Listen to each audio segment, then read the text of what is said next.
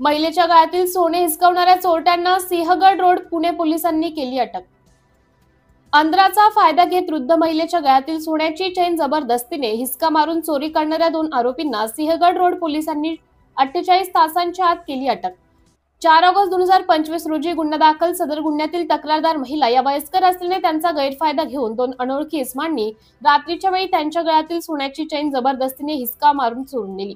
संपूर्ण video CCTV कॅमेऱ्यात कैद झाला। त्यानंतर सदर गुन्ह्याचा माननीय वरिष्ठांचे आदेशाने व मार्गदर्शनाखाली तपास पथकाचे प्रभारी अधिकारी व पोलीस अंमलदार सदर आरोपीचा शोध घेत असताना पोलीस हवालदार अण्णा केकान, पोलीस अंमलदार तानाजी सागर व निलेश भोरडे यांना त्यांचे खास बातमीदारामार्फत माहिती मिळताच त्यांनी सार्वजनिक रोडवर झील कॉलेज जवळ नर्हे पुणे येथे मिळून आल्याने त्यांना शिताफीतीने पकडून सिंहगड रोड पुणे पोलिसांनी 2 इसमांना ताब्यात घेऊन त्यांच्याकडे चौकशी केली असता दोन्ही इसम राहणारे मोडगाव उत्तर प्रदेशचे असून त्यांच्याकडे एक होंडा शाईन 2 व्हीलर आणि हिसकावून नेलेले सोने असा एकूण मुद्देमाल जप्त करण्यात आला।